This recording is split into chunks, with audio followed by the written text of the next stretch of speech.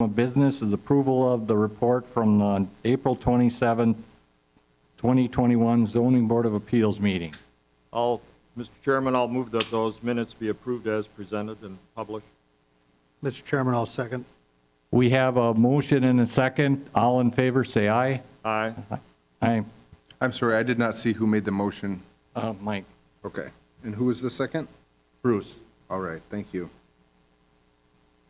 Okay. Motion carried. The report of the April 27, 2021 Zoning Board of Appeals meeting has been approved. The next item of business is very 210782 James Pollock, public hearing and action on a request for variance to allow a fence within the vision triangles and encroach within the setback at 550 9th Avenue North, parcel ID 3401660. And I think Kyle's going to give a staff report now.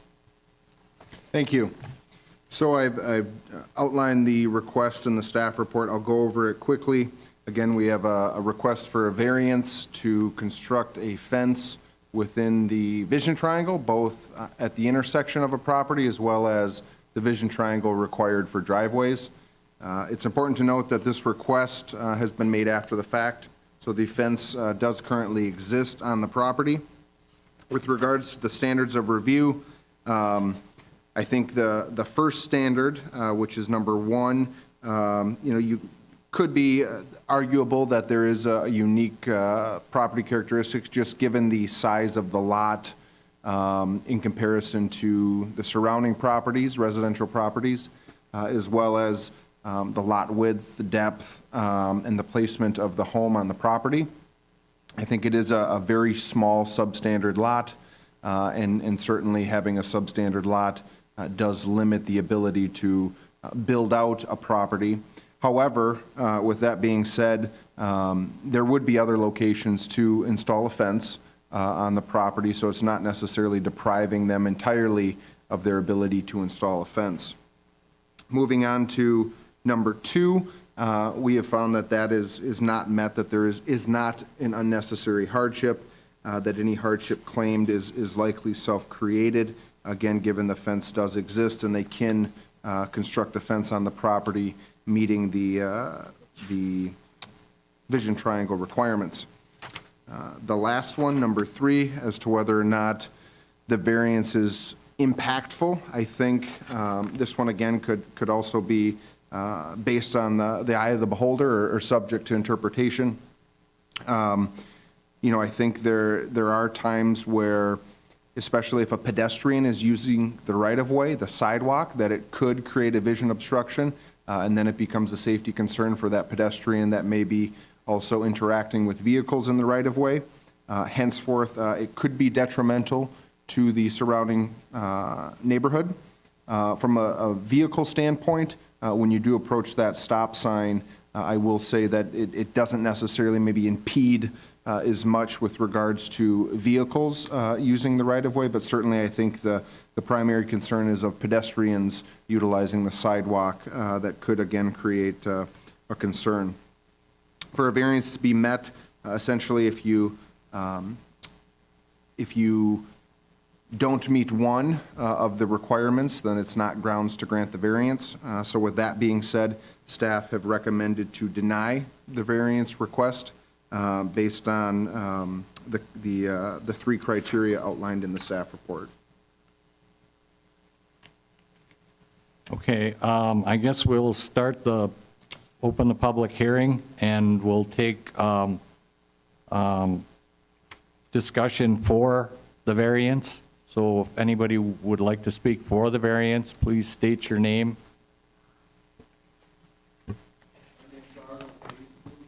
Can you come to the podium and turn the mic on?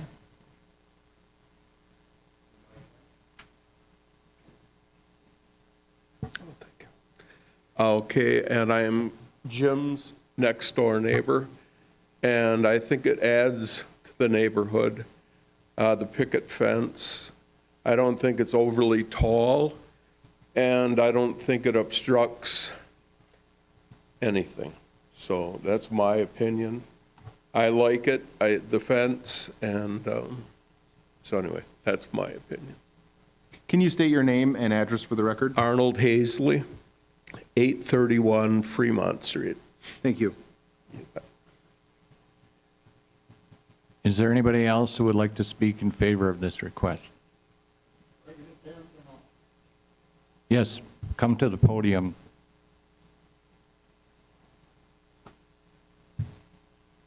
Hi, my name is Jim Pollack. I'm in the residence at 550 9th Avenue North, where this property is located. There was a fence there, not a full fence, but a partial fence on the corner for at least 20 years before this. And the biggest problem with there being a vision problem is in the winter, when the city plows the snow, and they plow it up really high there on the corner because it is a corner lot. And you have just a heck of a time even keeping the fire hydrant so the city could use that in case of an emergency. And I know like Matthews Tires over there on Grand Avenue, which has got 1,000 times more traffic than we do, has their cars parked out there in front there by Grand Avenue. And you go to that corner and you cannot see around it, and that's a major thoroughfare. And the fence, I don't know how it can be a vision problem. The slats are far enough apart that you can see through it all the way, no matter what angle you're coming at. I guess that's my case.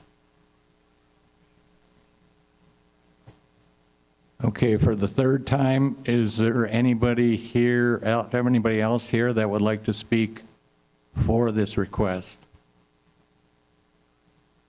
Hearing none anymore, I will ask for anybody who would like to speak against this request. I'll ask for a second time. Is anybody here who would like to speak against this request? And then a third and final time, is anybody here who would like to speak against this request? Hearing no one speak, that wanted to speak, I guess I'll close the public hearing and turn it over to the Zoning Board of Appeals.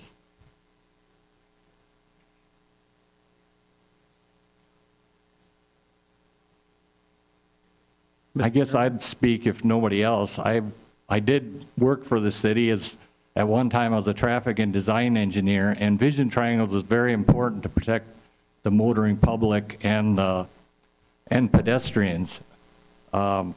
Typical driver's line of sight is 3.5 feet above the pavement, where this fence is 4 feet high plus another foot above, or half a foot above the pavement. So it is an obstruction to the line of sight for a typical car. And I drove through there and you can't see through the slats. They're not that far apart. They're probably a couple inches apart. So my opinion that this isn't warranted. The motoring public is having a hardship if this is left in place. Mr. Chairman, I've always been a firm believer in keeping the vision triangles clear, as I've actually turned people in who've let their weeds and stuff grow tall on the corner. I do know that I have a small car, sports car, and if I were to come up there on that stop sign, I'd have trouble seeing it. My biggest concern is the fact that though you can see through the spaces on 9th, I don't know as you run along if you can be able to see them going on Fremont. And in order to go and to see, to make sure the traffic is clear, a vehicle would have to go past the stop sign where they're normally supposed to stop and go out with their front end out into the actual sidewalk. My concern is if it's a child or someone on a bicycle, they're not going to see it. I'm not sure if I'm concerned about the entire fence as much as I am the vision triangle right on the corner. And I know the driveway is also concerned.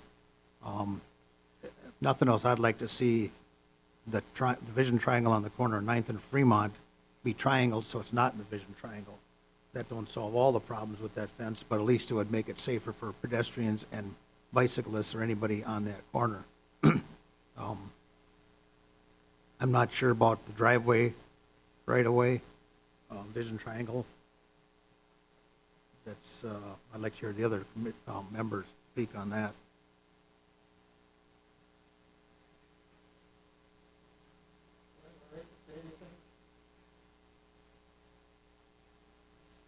I guess if it's okay with the board, you can speak again.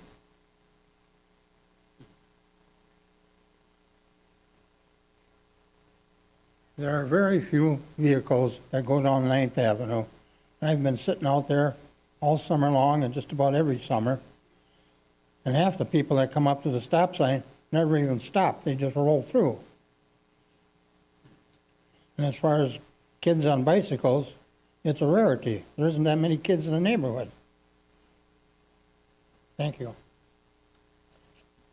Mr. Chairman, Mike Hittner, I'd have to agree a little bit with Jim there, because if you look at anything but stoplights in this city, nobody stops behind those lines. They go out further, or they roll through those intersections. Now, I know that's not entirely a vision triangle problem, that's an enforcement problem, but I know too many people that they'll just go out to the, where the curb line is, and then they make their turn if they do stop, or they just do a rolling turn or something like that. But I don't have a sports car like Bruce, unfortunately, but I have a van, and at least in the van, I got very good visibility. I know I'm sitting up probably maybe a foot higher than a car, I don't know, but the van, you can see well over the top, and SUV or a truck, I'm sure you can see over the top. I think it's probably, if you got a sedan, a smaller sedan, maybe you have trouble seeing over the top, but I don't see any problem. That yard is kept up good. I think they're good neighbors there. They try to take care of things. They got the fence half painted, and then they quit because this came up. I think it was their problem was their contractor didn't get the permit like they should have, and unfortunately that happens in all too many cases nowadays. But I'm not really opposed to this. Mr. Chairman, I'd just like to add to Dave, I agree with him that a lot of people pull beyond where they're supposed to stop, and a lot of people don't stop.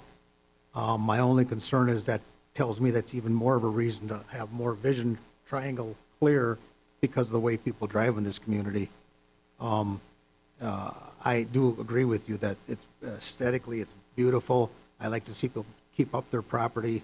And it's unfortunate that so many people get away with so much stuff, but the people that honestly try and do stuff in the right way usually gets burnt by it. But I just struggle with the fact of leaving that right up to the corner. I would like to see that triangle cut off on that corner, and the rest of the fence could stay, and they could put a new fence up from, and that's not in the vision triangle. Thank you.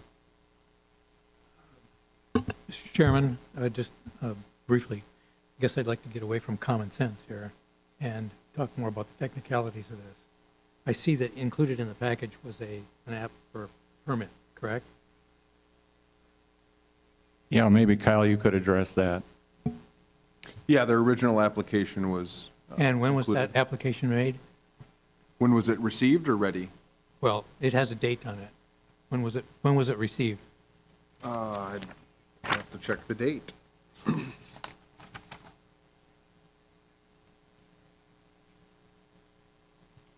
It's dated May 13th, 2021. May 13th. And when was the permit issued? We did, I don't believe we ever issued a permit. Why is there a permit number in the corner of this application? So when we receive applications, we enter everything into the system, so it begins the review process. When it's entered into the system automatically gives a case number to the permit, but that triggers the start of the review. So then the zoning step, the building step, sometimes the engineering step are all then populated within the review.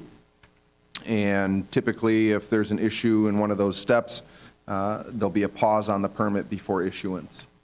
And so does the permit applicant walk away with permit number or a number in the box that says permit number?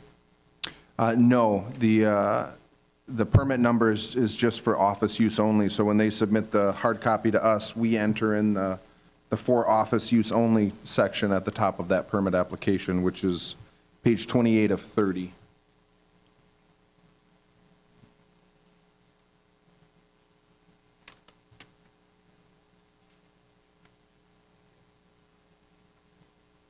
Mr. Chairman, you'd think if this intersection was so important to the city, and you can look at the pictures on page 19 of 30, there's no crosswalks. There has nothing been painted on there for 20 years, the way it looks to me. If you wanted to protect the public, wouldn't you have a crosswalk there for children and for people to know where to walk on the road? There's no crosswalks whatsoever, and doesn't look like there's been any in the recent history. I've got a question for Kyle. This fence was installed and then someone discovered it without a permit? Is that how it went? Correct. I believe it was one of our inspectors that discovered it.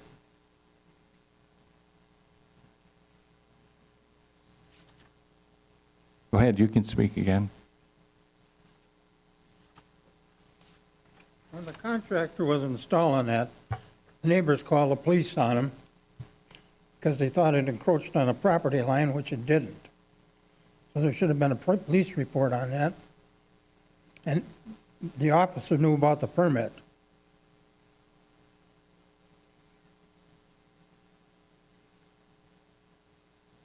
And I don't remember what the officer's name was, unfortunately.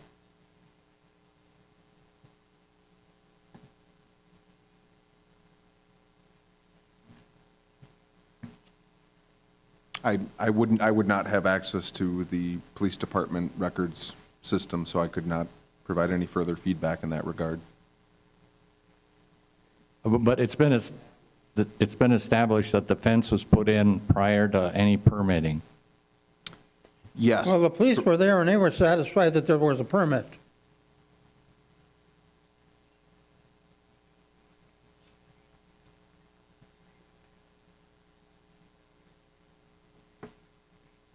Kyle, does the police department have any idea about building permits and permits? Do you share that information with them?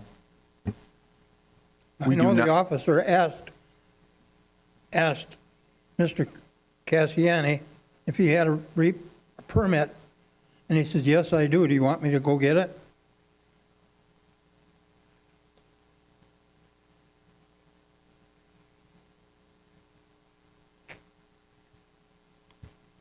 I would be interested to know what it was that he had in his hand, or had in hand, as a permit.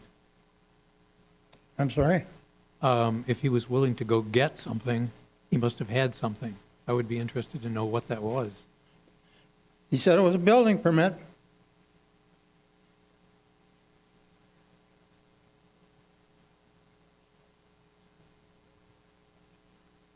Mr. Chairman, because of your past experience and profession, could you explain to us the difference between a marked or unmarked intersection?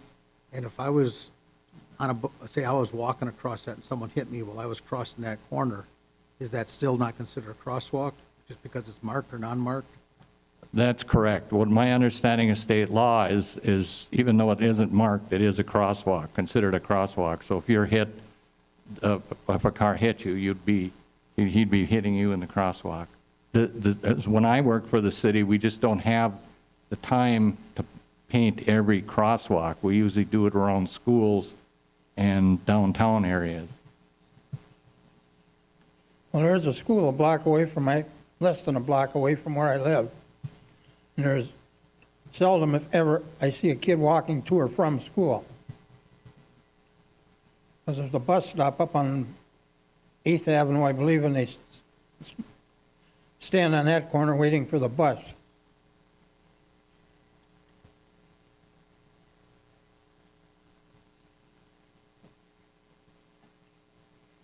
Oh, go ahead, Kyle. I do have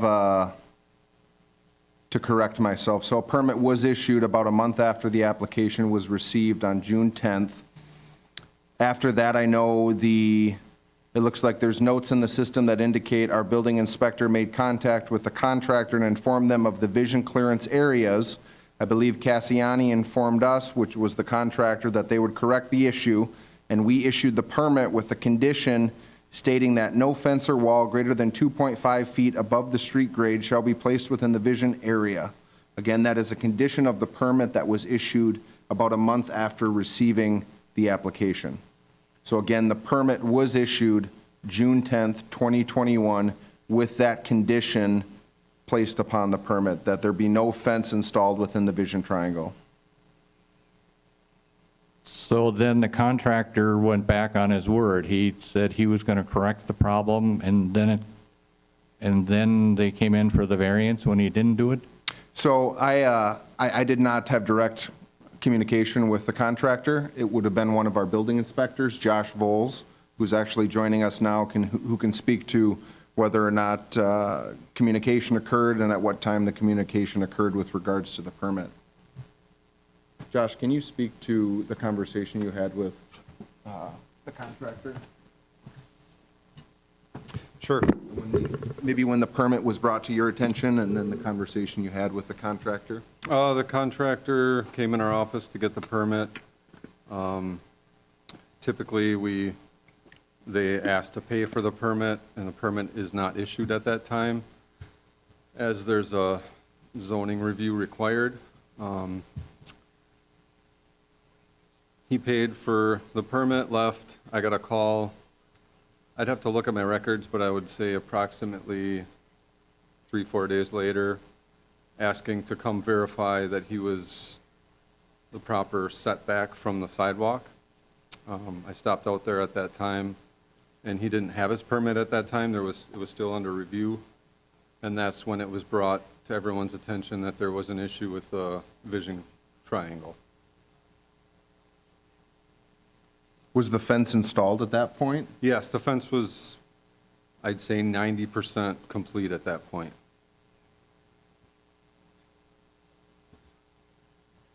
I noticed with this application that's in here, maybe I'm not familiar enough with fence permits, but do they not generally require a drawing? They do require a drawing. And you had a drawing? Yeah. And what did it show? Did it show the fence in its present location? I guess I'd have to refer to the drawing. I do not remember, it's quite a while ago. But in my position, typically, that's for the zoning board to review. So for me, really, all I'm concerned with is the fence height and whatnot, Like I said, the permit's not issued until there's a zoning review. I guess my concern is that if somebody brings in a drawing that doesn't, in gross terms, does not comply with the ordinance, and you take their money and issue a permit, Well, see, to me, that seems like... we don't issue a permit, though. And But a permit was issued. no, well, not, I'll speak to that, Josh. Sure. So our inspectors are in the field, I'm in the field, we cannot issue permits same day in our office. So we have people that stop in the office, they drop off the application materials, we have a secretary that processes the information in their application and informs them that their permit is being reviewed. It is not being issued, it is being reviewed. It then pursues into the next step, as I alluded to earlier, with regards to the zoning review, the building review, and so on. And if there are issues with the building permit, it would be that individual's responsibility or our secretary to reach back out to that contractor, that homeowner, to inform them of what code requirements are not being met. In this case, you're looking at the application on the screen, the map that was submitted with the application. And in response, this was the zoning map that I provided thereafter, informing them of the vision triangle violation, or the vision triangle requirements with regards to the driveway and the intersection. So this was a follow-up after the original submittal to bring this to their attention. However, again, the fence had been constructed already at that point. Again, 3 or 4 days after they dropped the permit off. And we do, inform people when they give us payment and all of their documents that this is, your permit has not been issued, that a zoning review is required and that will take a few days. Whether or not they wait, it's hard for us to track every single contractor, but.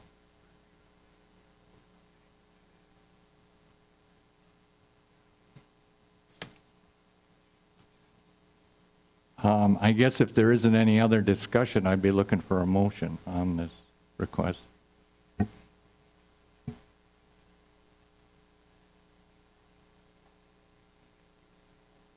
Mr. Chairman, can we have a possible modification? I understand that the board can make a motion for modifying the request.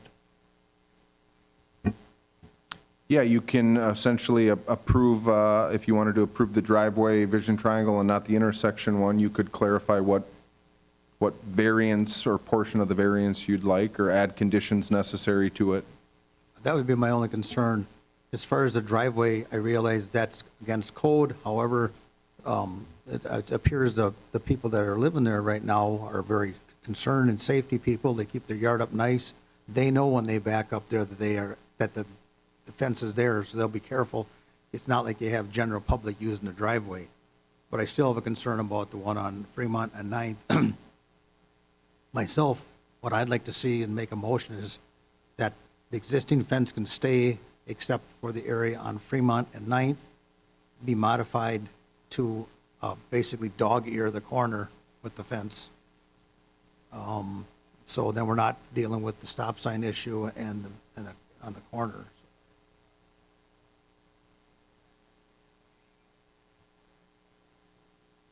That's your motion? Yeah, motion would be to have them dog ear and comply with the corner, but not with the driveway. Is there a second to that motion?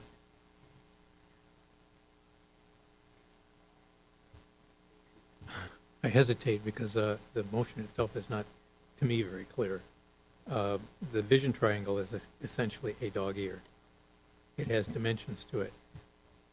If you're going to dog ear the fence, in other words, create a triangle at the corner, how big does that have to be?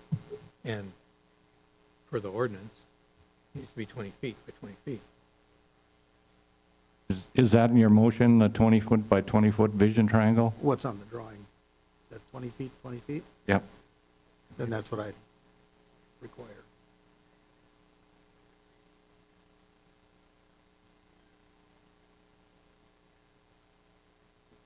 I'm sorry, what's a dog ear? Oops, sorry. This is a dog 40. ear. Yep. Okay.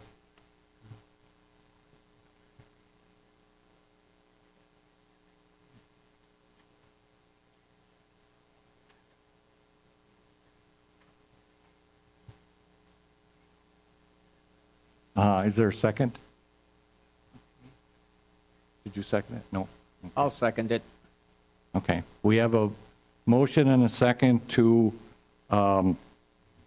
require the vision triangle on 9th and Fremont, but a variance for the vision triangle on the driveway, if I get that correct. We'll take a roll call vote. I've got one question.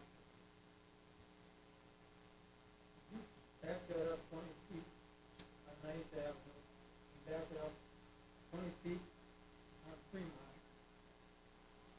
It's gonna go through a maple tree in the corner of my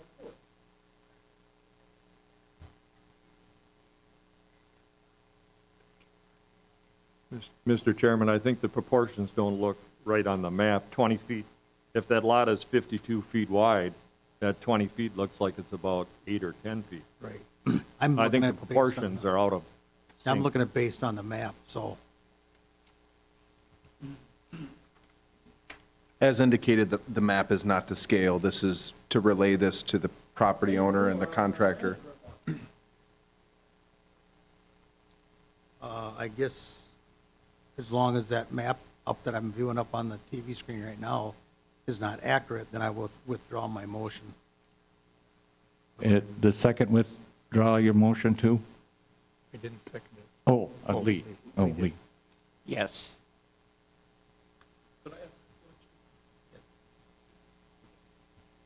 Is there a possibility that the entire fence could be cut off at the bottom to a certain height so that everybody can see over the top of the fence and everybody's happy, and you still have your fence and everything looks nice, a nice picket fence?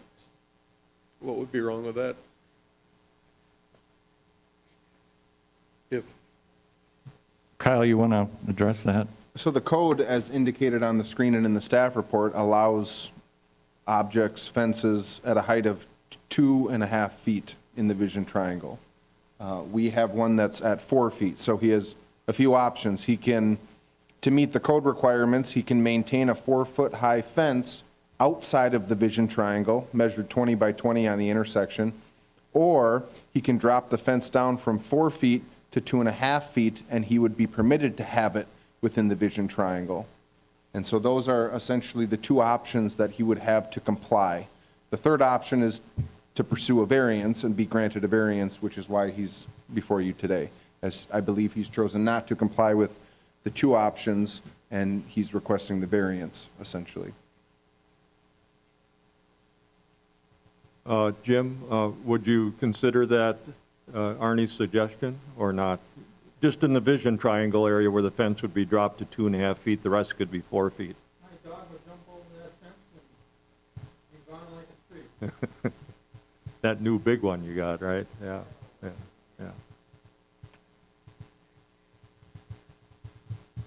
yeah. Kyle, has anybody actually marked the vision triangle in the field to see what, yeah, At this property, no, we have not.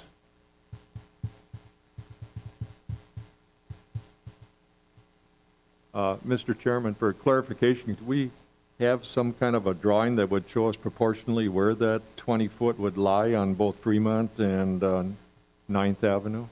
Because I think it's going to make a lot of difference on what we decide here as a board if this is going to, you know, cut into a whole bunch of stuff that we don't realize, because I think even Bruce was under the idea that this was 20 feet, but when I looked at the map, 52 feet, and that looks like about 8 feet or 9 feet or something. So can we have some kind of an accurate drawing? Because I think it's awful hard for us to make any decision with just going by this facsimile. I'm thinking the engineering department could easily accomplish that one way or another in the field or by, if you talk to the city engineer, he could do an at-scale map with the vision on there. Sometime? Joel? If you look up on the screen here, I can do it. I can use the measure tool here. I have to ballpark it here, though, because I cannot do it. You know, I kind of have to ballpark it, guesstimate. So there's 20.3 feet. Right, from the corner of the sidewalk to this position here.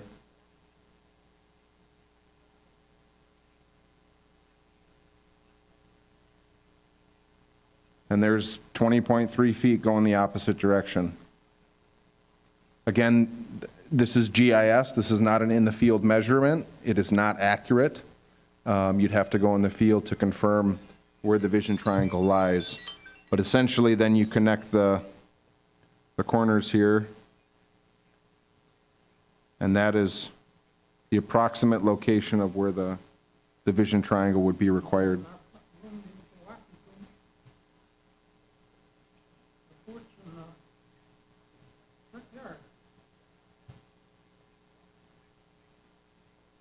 Mr. Chairman, Kyle, could you show us what it'd be like at 10 feet?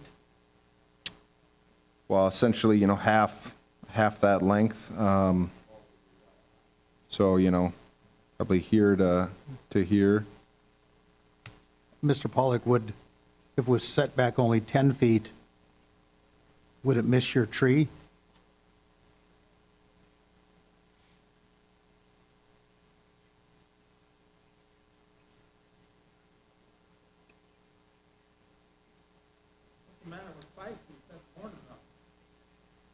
Well, as I remember, our previous ordinance was 15 feet based on 25 mile an hour speed.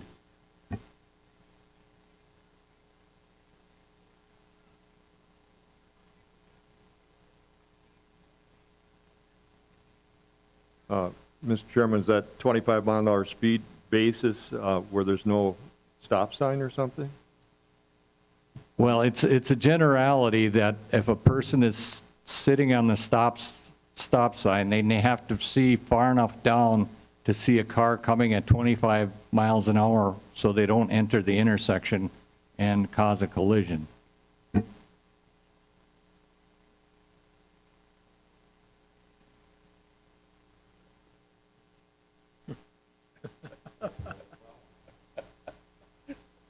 Oh,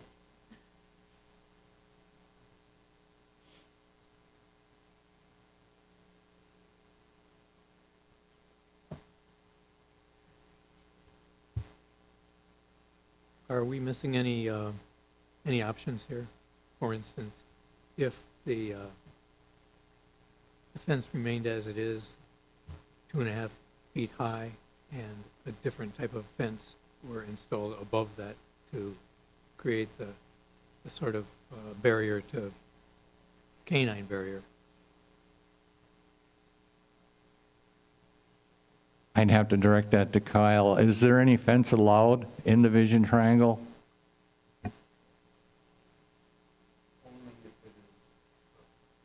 I believe only if it is 2.5 feet high. For 20 years, there was a fence there. Nobody ever bothered me about it, so we put in a new one. That's the only place it was in the vision triangle.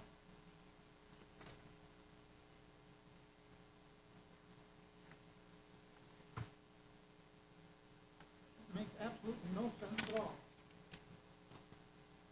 There was one previously there in the vision triangle, and that's the only place it was. Now all of a sudden make a big stink out of something 20 years later? 21 years later? Whatever.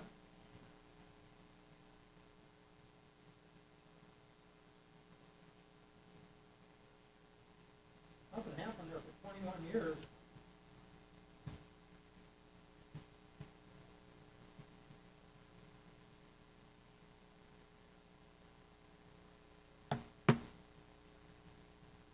Same people with little cars were going by there for 20 years and never kicked the box anyway.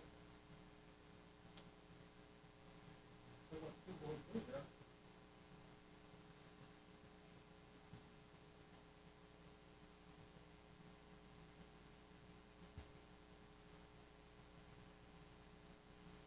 Can you show what like a 15 by 15 would be?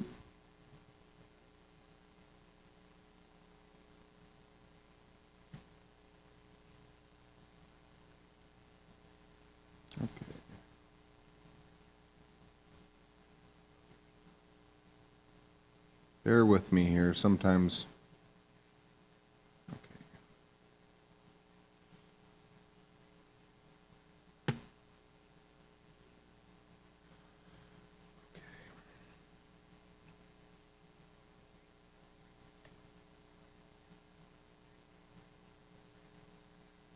There's 15.9.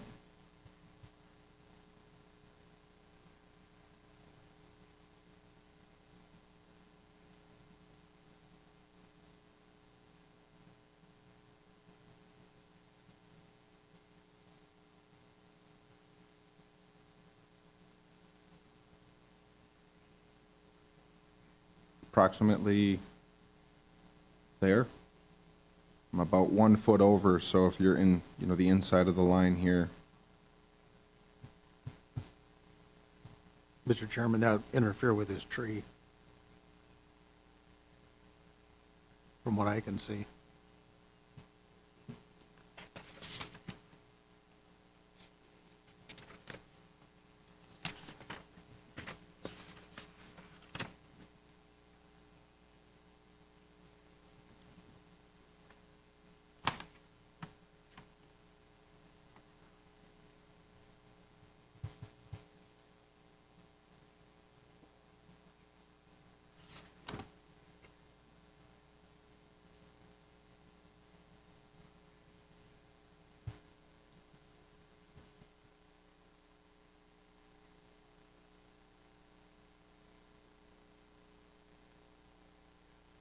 Does that appear to miss his tree, or is that?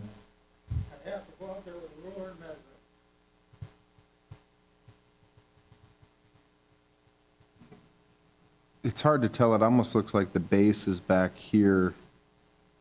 And obviously the shadow and the angle of the plane taking the photograph makes the tree look like it's leaning to the northwest. But I think the base is down in this area. Again, GIS is not accurate. A field measurement is the most accurate.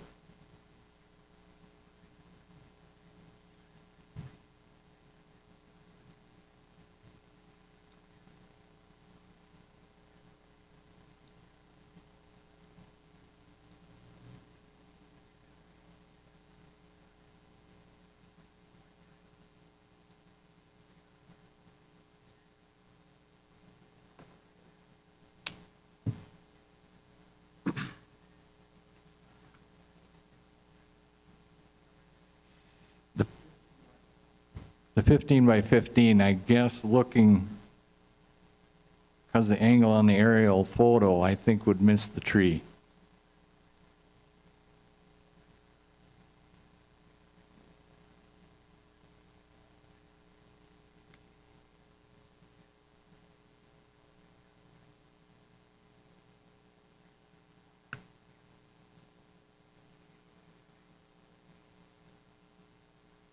Mr. Chairman, to examine all options, I'll make a motion that both variances be granted, and then we'll find out which way this is going to go and then decide from this.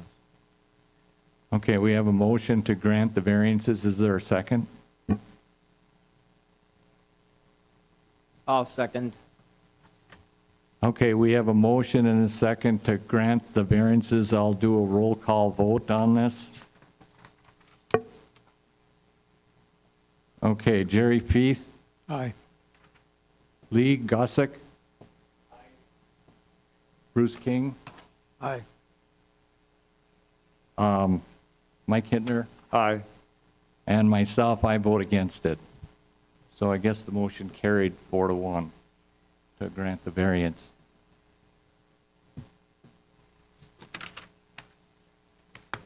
I guess our next item of business, unless, Kyle, you have anything to add? Only that I hope this doesn't set precedent for future requests of a similar nature, but I guess we'll see what the future holds. I think that's it. Typically, we will summarize the approval and the meeting minutes. There'll be a signature, we'll sign it, and we'll get it to you approving the variance. Otherwise, we should be able to close the permit out, and you guys should be good to go. Thank you. With the variance approval, yes, you do not need to meet the vision code requirements. Yep. Okay, the next item of business is adjourn. Do I have a motion to adjourn? So move. Got a motion, do I have a second? Second. All in favor, say aye. Aye. Aye. Against, no. Ayes have it, motion passed, the meeting's adjourned.